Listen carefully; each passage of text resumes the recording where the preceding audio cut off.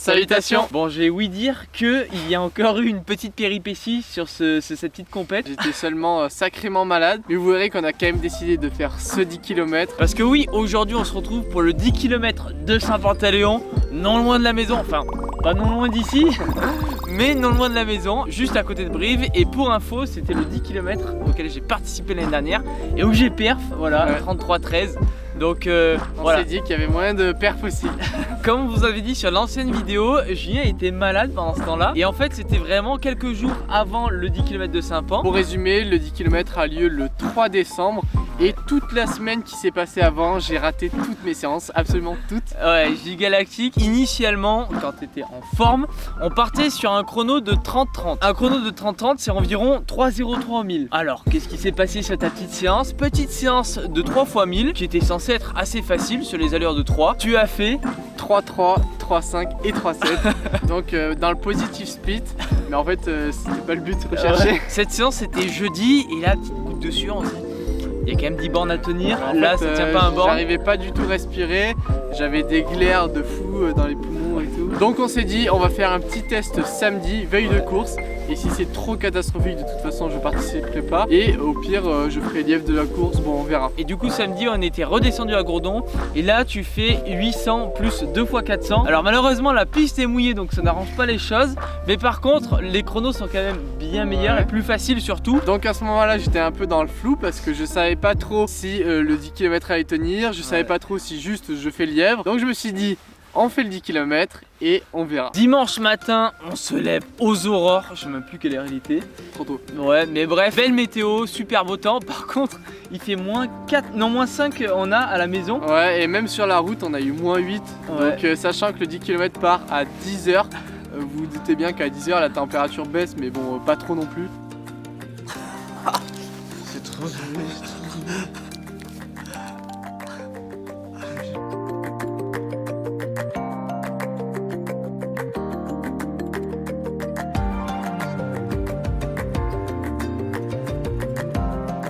Après un petit déj bien copieux, histoire de pas tomber directement en hypo dès le kilomètre 1,5, on a pris la route et là ce qui était bien, c'est qu'on avait seulement 1 heure de route environ. Oh, le vélo qui a passé la nuit dehors. Ah mais là c'est bon. Ah, c'est pas mal. Ah, les poignées sont bien là. Qu'est-ce que tu fais? Qu'est-ce que tu fais? Non, t'es pas en train de le filmer.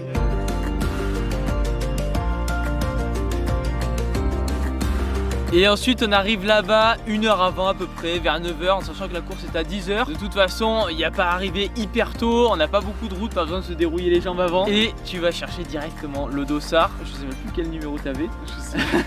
Et en tout cas, il n'y a aucune signification dessus. Et comme l'année dernière, beaucoup de monde. Il y avait quand même un beau plateau entre 30 et 31. Franchement, il prévoyait pas mal de monde. Il y avait quand même pas mal de monde qui était soit vers les 30, soit vers les 31. Donc ça prévoyait quand même une belle course. 45 minutes avant la course, on part à l'échoppe avec le groupe de Brive, on va dire. Ouais. Même si maintenant il y en a qui sont partis dans d'autres clubs. Pronostic hier, toi? Fallait pas dire mon identité. 35 ensuite 32 minutes. Ok, ça va alors.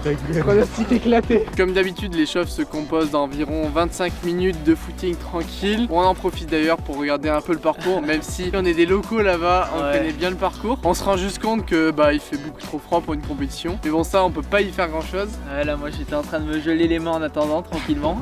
Et puis, je pense 15 minutes avant, je pense que je te revois. Tu t'équipes, tu mets les nouvelles carbone. Avant de continuer la vidéo, on tenait à vous remercier. 101 commentaires sur la dernière vidéo, vous avez tout fait péter. On est sur le record en course à pied, sur les vidéos course à pied, c'est le record officiel. 440 pouces bleus, vous avez fait péter, vous faites tout péter, donc continuez comme ça et merci beaucoup. Et moi je m'en rends pas trop compte, mais en fait tu te changes pas vraiment, tu mets juste tes chaussures surtout et t'enlèves ton manteau du haut, je crois. Ouais, en fait je voulais vraiment garder le plus longtemps le manteau, le bas et tout, parce qu'il faisait tellement froid que se mettre direct en débardeur. Et en fait j'ai tellement attendu que je me suis rendu compte que j'avais pas du tout le temps de l'enlever à vrai. Et c'est comme ça que je me place sur la ligne de départ et je suis en collant. Ouais, c'est honteux. C'est honteux, mais au moins ça fait un peu plus amateur, c'est ça qu'on recherche.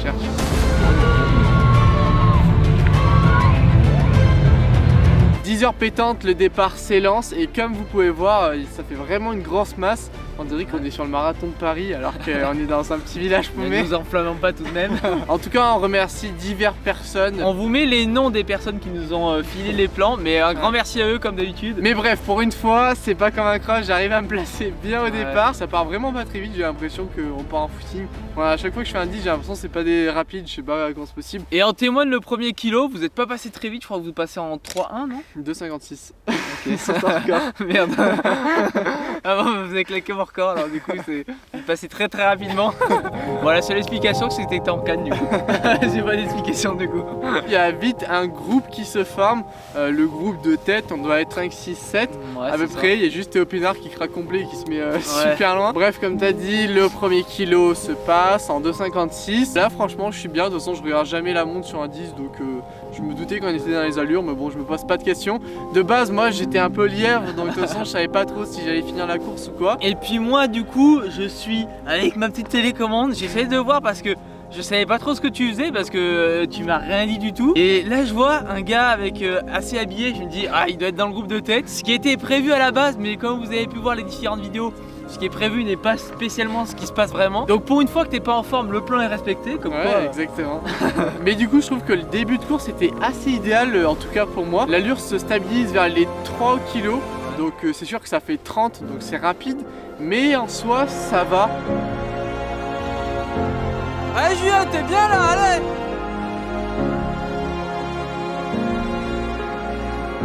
Et clairement le groupe se détache assez rapidement, vous avez rapidement plusieurs dizaines de mètres d'avance et Théo qui fait le chasse-patate derrière, Théo Pénard. C'est son premier 10 donc je pense qu'il a eu un peu peur mais il avait largement le niveau je pense de partir avec vous. Mais ce qui fait que lui part en dedans et devant il y en a quelques-uns qui sont un petit peu sur la corde quand même. Une fois la première boucle terminée, on s'approche du 4e kilo. Bon c'est à partir de ce moment là où ça commence à un peu être dur, vous voyez cette sensation où on se dit putain merde sport de merde. Et comme vous pouvez voir, le premier à tirer un petit peu la ficelle sur ce groupe c'est Théo Dabos qui prend quelques mètres mais qui arrive à maintenir un petit peu l'écart. Et d'ailleurs avec ma petite expérience que j'avais eu au 10 km de Saint-Médard, j'étais toujours à la fin du groupe donc je faisais le yo-yo et ça m'avait coûté beaucoup d'énergie. Donc là au moins je me suis dit je reste bien dans le groupe. Du coup je me suis senti assez bien jusqu'à ce que la barre des 5 km passe et là ça a été vraiment beaucoup plus dur. Bon, en plus moi complètement paumé dans le truc, je sais pas trop où vous en êtes. Et tu passes devant moi, c'est la deuxième fois que tu passes devant moi et là je te dis allez dernier tour à fond et tout. Que dalle, il restait 2 tours.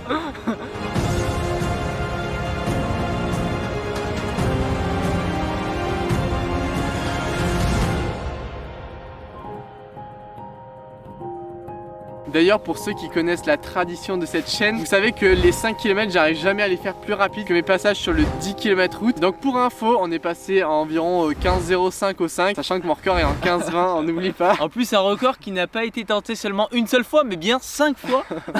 Et bon bref j'ai fait 2,10 et sur les 2,10 je passe en 15,05 à peu près. Donc je sais pas comment c'est possible. Évidemment la vidéo ne serait pas croustillante si le popcorn ne s'était pas pointé du doigt. C'est vraiment au passage du 6e kilo où je me dis merde, j'arrive plus à respirer, qu'est-ce que je fais?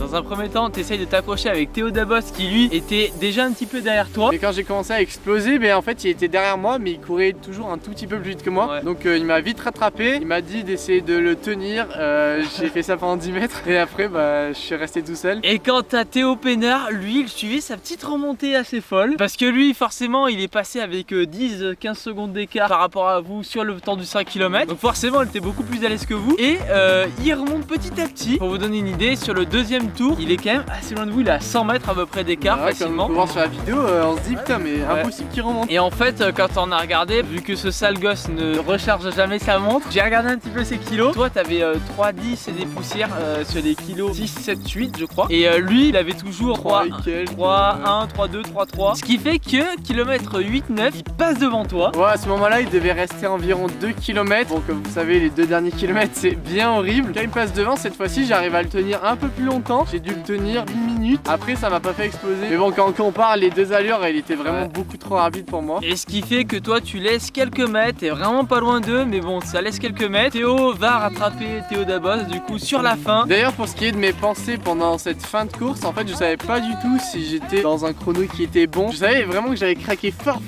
Donc je me suis dit bon, de toute façon je vais être en plus de 31. Mais en fait je me suis jamais posé la question. Je me suis dit bon, je suis pas si mal, donc de toute façon je vais finir la course du mieux que je pouvais. Mais je n'ai pas regardé la montre avant 9 km 500. Donc vraiment aucune idée du chrono à ce moment là. Essaye d'accélérer un petit peu. J'ai regardé ma montre, non, 500 mètres avant. Ah oui, 500 et mètres j'ai avant. vu un truc genre 29,30. Et du coup je me suis dit 1,30 ça fait 31.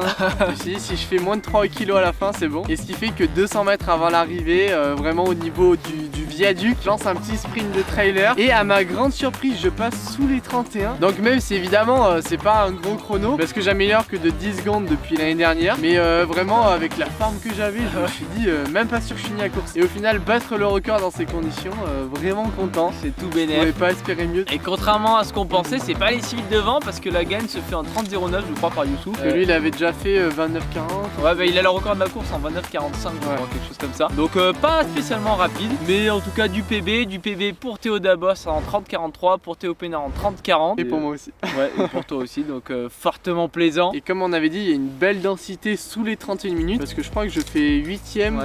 Ouais, 8ème. Donc sachant qu'il y a Clément Glada, Jacques Maurice qui fait 3, Sacha Perrier, ça fait vraiment un beau groupe. Donc c'était vraiment un 10 sympathique que j'ai déjà hâte de refaire. Pop hop, ça part en footing. 12 bornes pour moi, au final il veut m'accompagner ce fou. Et on avait dit de pas être à plus de 80 cette semaine. C'est important. T'as craqué complet et moi je devais faire un 12 km après. C'était une heure assez tranquille et au final t'as voulu les faire avec moi. Voilà. Là je suis dans mon élément quand. C'était vraiment horrible parce que j'avais des points de côté de partout.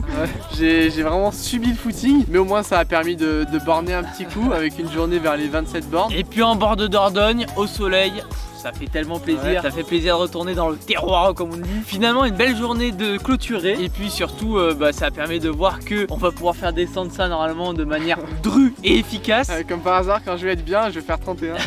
Comme quoi rien n'est perdu, on peut avoir de belles surprises, hein, faut pas se prendre la tête. En tout cas c'est également une surprise qui est tombée du ciel pour mon trail qu'on va vous raconter la semaine prochaine. En fait, tous les scénarios que vous pouvez imaginer, c'est vraiment autre chose. Clairement on est encore sur une nouveauté, donc rendez-vous la semaine prochaine pour le trail de Gruissant. Et puis évidemment comme d'habitude, j'ai juste à vous dire d'aller seuiller rudement et on se retrouve très vite pour de prochaines aventures. Allez, ciao. Est-ce que ça on considère ça comme une chaîne rouillée ou pas? Parce que là j'hésite hein. Là elle est censée me permettre de faire avancer le vélo mais je crois que là c'est plus possible.